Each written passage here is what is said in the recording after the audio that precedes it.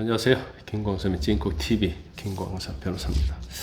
오늘은 주말이고 그래서요. 사회적 이슈에 대해서 말씀을 좀 드리려고 합니다.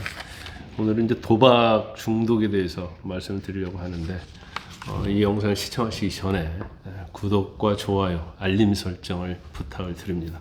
또 댓글을 달아주시면 제가 굉장히 많은 도움이 되고 힘이 됩니다. 지난 5년간 도박 중독으로 치료받은 환자가 몇 명인지 아세요? 12,000명입니다. 그래서 최근에 이 도박 중독으로 치료받는 환자가 해마다 이제 증가하고 있다 이렇게 볼 수가 있어요. 특히 20대, 30대 중독된 환자 수가 작년 기준으로는 1,000명을 넘어서고 있습니다. 그 건강보험심사평가원 자료를 보니까 2020년도부터 2024년 작년 11월까지 도박 중독으로 치료받은 환자가 12,702명입니다. 그러니까 엄청난 숫자야. 원래 이제 도박 환자 수가 2020년도에는 1,700명 정도 됐거든요. 그런데 2021년에 2,100명, 2022년에 2,400명, 2023년에 2,900명, 2024년에 이제 3,300명 이상으로 집계가 됐어요. 근데 이 연령대를 보니까 한 30대가 제일 많습니다. 4,476명이고 20대가 4,441명 가장 많았어요. 20대, 30대 가장 많고 40대, 그 다음에 10대, 그 다음에 50대, 그 다음에 60대, 70대 이상은 한 73명이니까 경제적 여유도 그렇게 되지 않고 그렇기 때문에 이게 많지 않다고 볼 수가 있어요. 그래서 결과적으로 보면 20대, 30대 도박 환자 수, 중독 환자 수입니다. 꾸준히 늘고 있다 이렇게 볼 수가 있습니다. 근데 이 도박 중독이 지속적으로 증가를 하고 있으면 이게 굉장히 사회 문제가 될 수 있죠. 그러니까 그냥 도박을 하면 자기가 가진 돈을 갖다 도박에 쏟는 게 아니고 자기가 가진 모든 돈을 쏟아서 다 잃고 그 다음에 아버지, 어머니, 가족들의 돈을 갖다가 다 쏟아붓습니다. 여기서 한 걸음 더 나가서 자기가 알고 있는 사람, 모든 사람에게 돈을 빌려요. 빌려준 사람한테 빌리겠죠. 그렇기 때문에 본인만 피해를 보는 게 아니라 다 피해를 보는 거예요.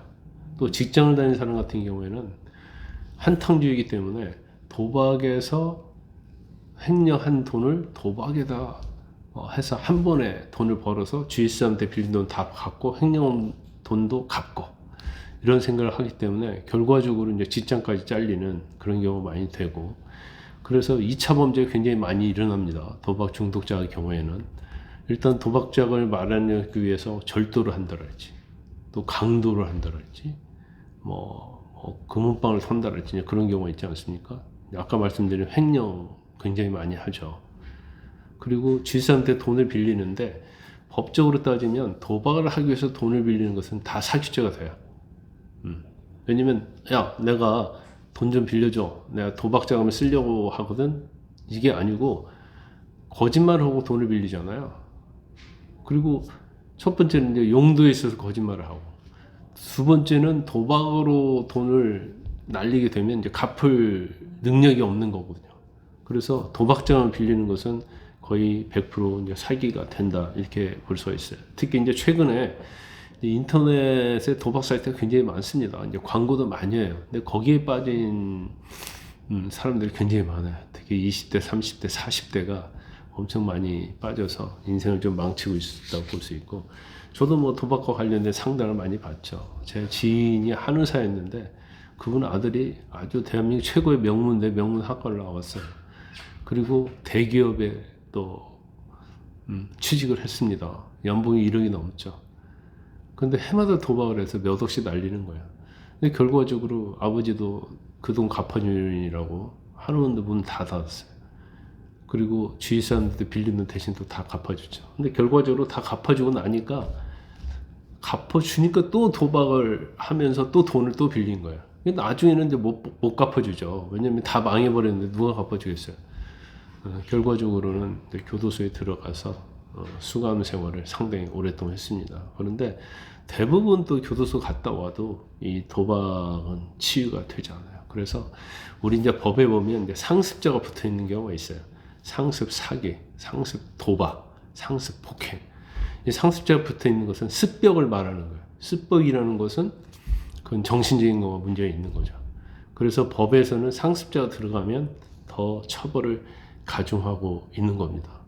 뭐 제 주위에 변호사들도 도박에 빠져가지고 뭐 저한테 돈 빌려달라고 그래요. 그래서 저 사람이 돈 빌릴 사람이 아닌데, 돈이 없는 사람이 아닌데 하고 주위 사람들한테 전화를 하면 도박을 빠졌다고 얘기를 하더라고요. 그래서 저는 돈을 빌려주지 않았어요. 뭐 처음에 한 뭐 1, 200 빌려줬는데 그건 결과적으로 받지 못했죠. 하지만 계속 돈을 빌려달라는 금액이 커지는 거예요. 주위에 전화해보면 다 알더라고요.